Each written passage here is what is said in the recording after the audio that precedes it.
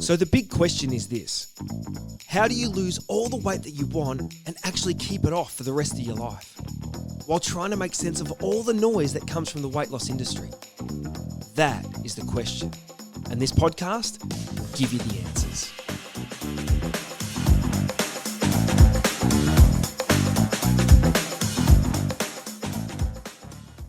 G'day guys, and welcome to the next episode of the Weight Loss Secrets podcast. My name is Baron Grant and I'm wrapped to be with you for another day to provide some more tips and ideas, something that's going to help you to make changes in your life so that you can lose all the weight you want and keep it off for good. That's what we want.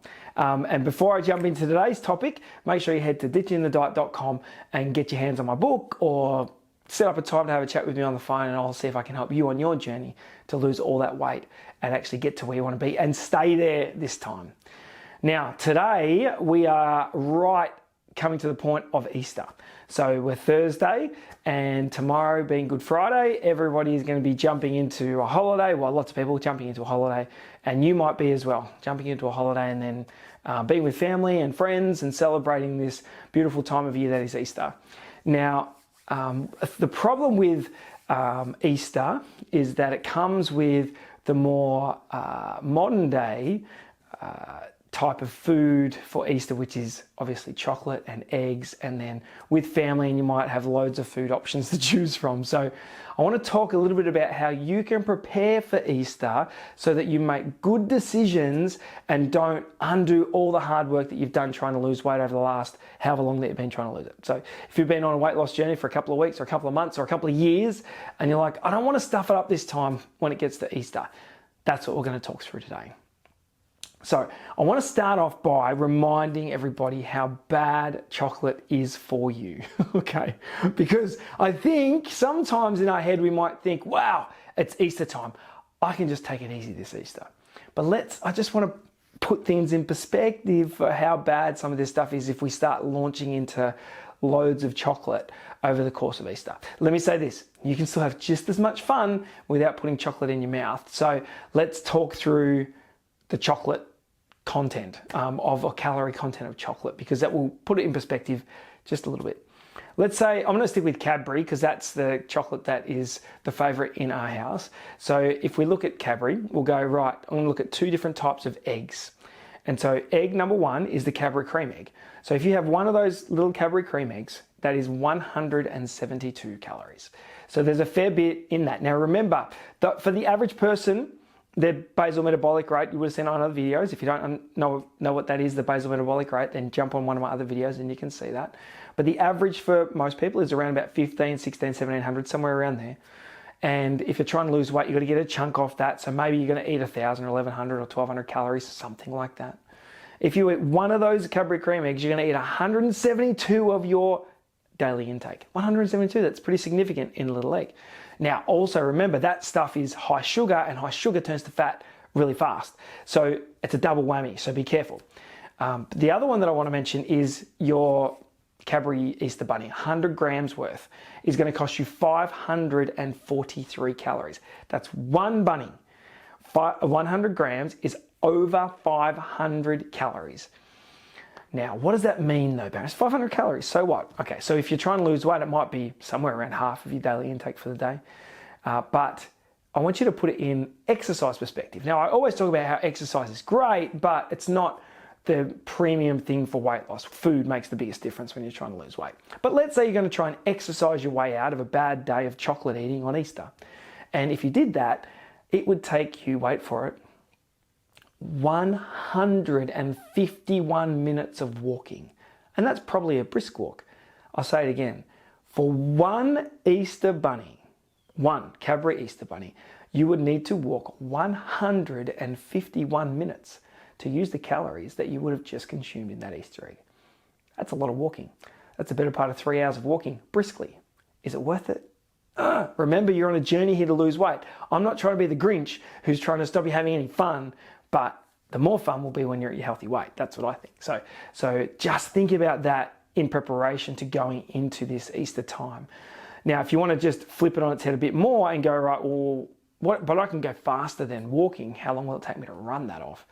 And it would take you over 60 minutes of running. So you might be able to run 8, 10, 12 kilometers in an hour maybe, but an hour of running, that's a long way to be jogging. I'm not against it. It's great if you want to go for a run for an hour, but that's not going to help you with your weight loss at all, because it'll just help you with the food that you've just eaten if you eat one of those eggs. So that's my precursor to my 3 tips that I'm going to give you when it comes to Easter and how you can best prepare, and decisions that you can make to ensure that you stay on track with your weight loss goal, so you don't just get blown out. Don't sabotage yourself so that you go all the way back to where you were by having a massive weekend.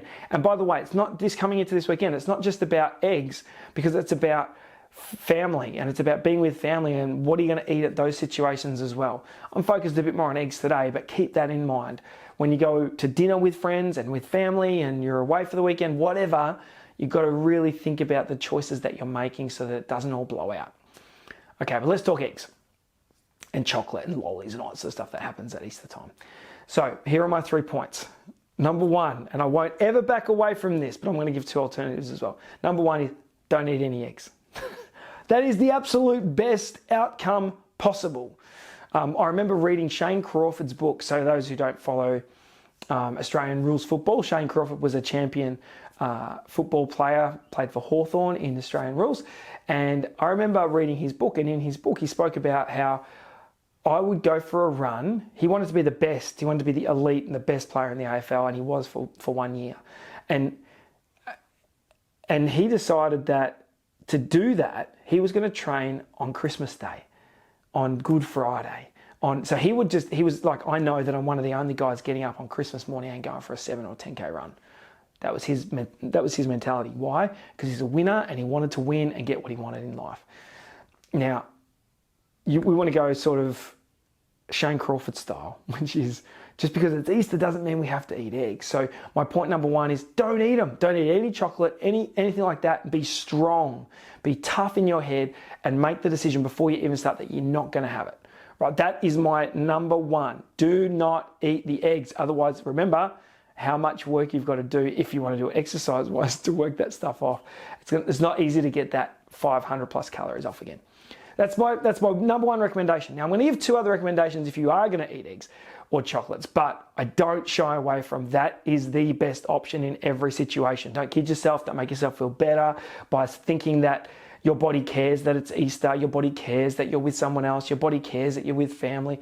Your body doesn't care. We eat crap, we'll gain weight. We eat good, we lose weight. It is literally that simple. So no excuses. Don't believe your own hype. Make sure that we stay away from it. That's point number 1. But point number 2, let's say you are going to eat some chocolate. Cool. Make sure that you are deliberate and make conscious decisions all the way through the process, through the weekend. So have a plan to go in with. Don't just start eating chocolate without some sort of a plan. If you're serious about losing weight, I mean, if you're not serious about losing weight, then shouldn't even be watching this video. But if you're serious about losing weight, then have a plan. Let's say if you're going to have chocolate, you're like, yep, I'm doing an Easter egg hunt with my kids and we're going to eat some chocolate together after. Cool. If that's your go, then I would encourage that you have a plan and go, I'm going to eat 1 egg or 2 eggs, that's it. And you don't go anywhere else with it. And stop at that point. Because if you don't, guess what? You just blow it out and you eat 2 or 3 or 4 eggs, you've eaten 1,000 calories and it's all turned to crap. So have a plan. Set out how much you're going to eat and what you're going to do when it comes to chocolate and lollies and stuff over the course of this Easter weekend. All right, now, point number 3. This one I love.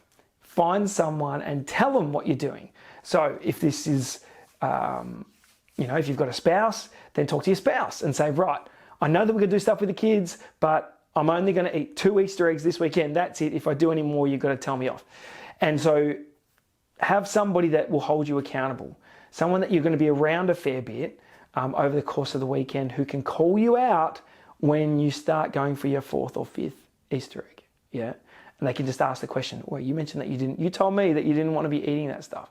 So find somebody who's going to hold you accountable to the decision that you've made on how much you are going to eat so that you stay in control.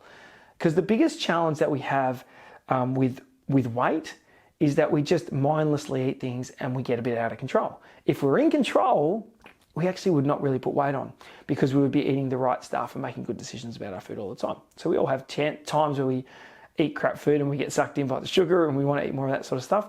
But if you've got someone who can tap you on the shoulder and go, oi, cut it out. That will help you on the journey to stay the course and just stick with the 2 eggs or the 3 eggs or the 1 egg or whatever the decision was that you were going to make. So that's my recommendation today. Remember, Easter eggs will do you no favors when you're trying to lose weight. Chocolate will do you no favors. No matter how much we convince ourselves and think that it's actually important for us to put that chocolate in our mouths, it's not, and it won't help us on our journey to losing weight. We've got to decide how much we want to lose that weight as opposed to the chocolate that we want to eat and enjoy that for 10 seconds, right? Because 150 minutes of walking is a lot of walking to make up that 30, 40 seconds or a minute and a half that it takes to eat the chocolate bunny. Maybe it takes a bit longer, but you get my point. So 3 things. Number 1, don't eat the eggs. Stay away from them. But number 2, if you are going to eat the eggs, be deliberate and make conscious decisions and plan early before you jump into the eggs. And number 3, find someone to hold you accountable. If you adhere to those things, number 1's the best, but if you adhere to those things over the course of your Easter weekend, you'll do fine and you won't be putting more weight back on at the time that you're trying to lose it. So stick with the process. You're going to win. You'll go really well. We'll talk soon.